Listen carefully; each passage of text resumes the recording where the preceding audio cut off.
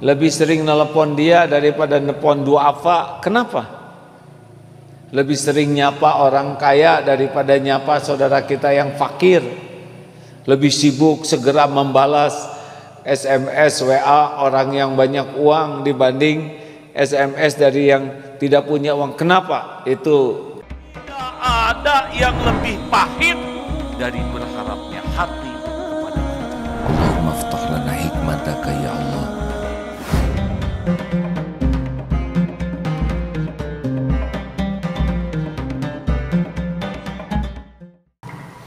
Ujian bagi kita adalah kita sering berharap dari makhluk.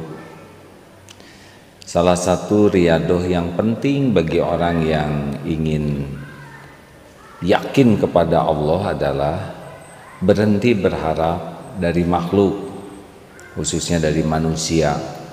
Salah satu wasiat Rasulullah SAW kepada Abu Dzar Al-Ghifari adalah yang ketujuh itu, jangan suka meminta-minta. Minta-minta kepada manusia itu akan meruntuhkan izah kita,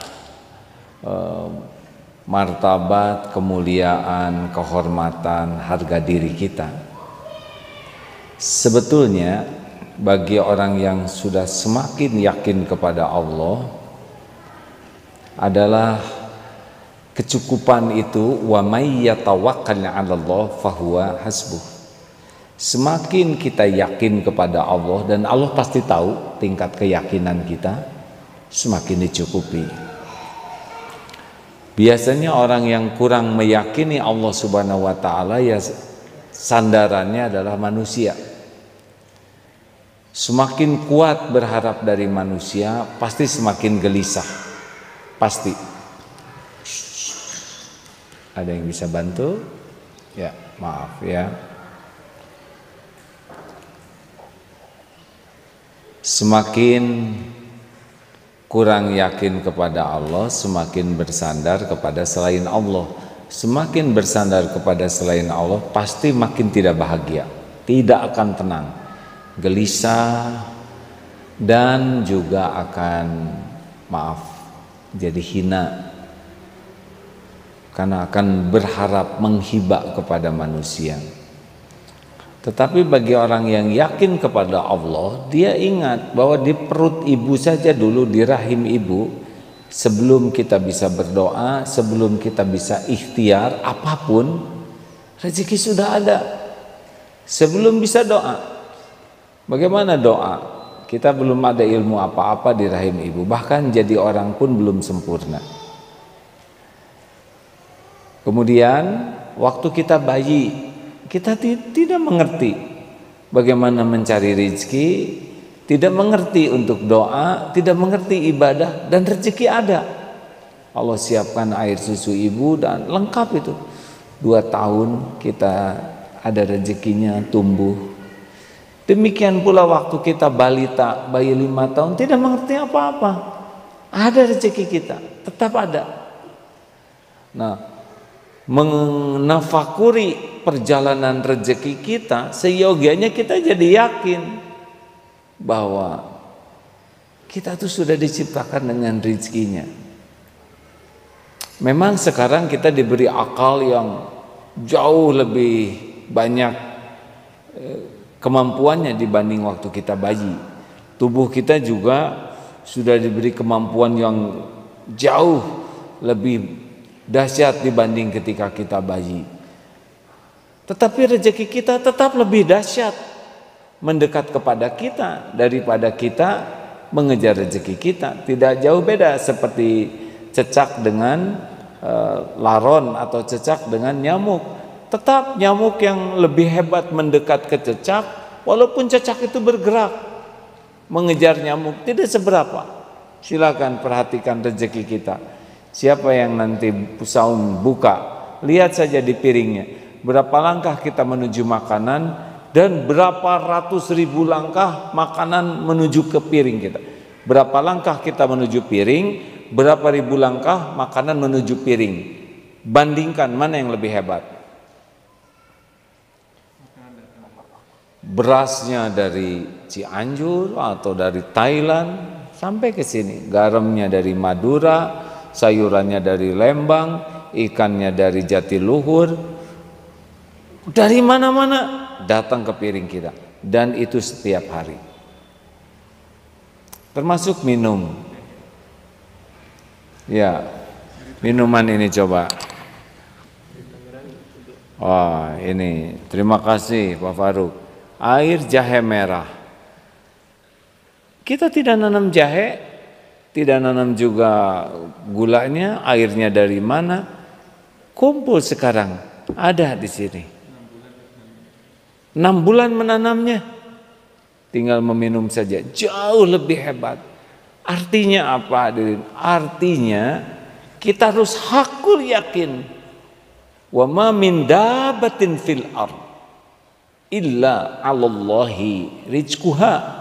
Surat Hud ayat 6. Tidak ada satupun makhluk melata yang Allah ciptakan kecuali Allah rizki, berikan rizki kepadanya. Sampai kapan? Sampai kita meninggal. Jadi kita ikhtiar, kita bekerja, itu adalah amal soleh saja, ibadah saja, agar pertemuan kita dengan rezeki kita jadi amal soleh, berkah. Tidak mencari rezeki, tapi menjemput rezeki. Yang kita cari berkahnya. Maka kita tidak usah menghibah-hibah, meminta-minta kepada orang. Tidak. Kalaupun nanti ada dalam kondisi darurat, kita harus meminta, lisan saja cukup. Tulisan, sesungguhnya saya hakul yakin yang membagikan rezeki adalah Allah. Dan tulisan saya ini adalah syariat saja. Saya kontrakan habis 3 hari lagi, dan sampai saat ini alhamdulillah belum ada untuk membayar. Saya akan pinjam, tetapi saya pun belum bisa menjanjikan kapan akan mengembalikannya karena memang penghasilan saya tidak jelas. Andai kata ada takdirnya lewat Bapak, Ibu, alhamdulillah. Andai pun Allah belum memberikan rezeki lewat Ibu Bapak pinjaman, alhamdulillah. Maaf, tulisan saya ini mengganggu. Ringan, betul? Dibalas, saya senang sekali Ade bisa menulis seperti ini. Tulisan yang sangat yakin kepada Allah. Dengan ini saya beritahu bahwa saya belum bisa ngasih pinjam uang. Oh, nah kalau itu berarti kecewa. Jangan kecewa, sama saja. Karena yang menggenggam rezeki adalah Allah, dan Allah yang menggerakkan siapapun. Andai kata suatu saat kita ingin ada saudara kaya, ada teman kaya, dermawan, jangan. Lebih sering nelpon dia daripada nelpon duafa. Kenapa?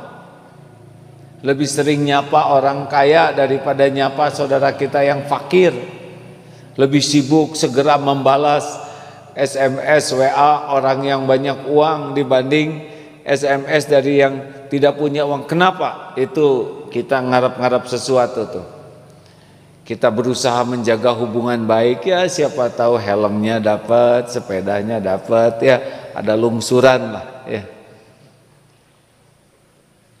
Mungkin terjadi, ya mungkin terjadi. Allah tahu isi hati kita, kita ingin dikasih dia dan Allah gerakan dia, tapi kita sudah turun levelnya. Padahal kalau Allah mau memberi kepada kita, itu pasti terjadi tanpa kita berharap kepada makhluk sekalipun. Dan itu sudah sering terjadi. Ya kan? Waktu kita janin juga, tidak ada apa-apa yang bisa kita lakukan dan berdatangan rezeki kita. Cukup.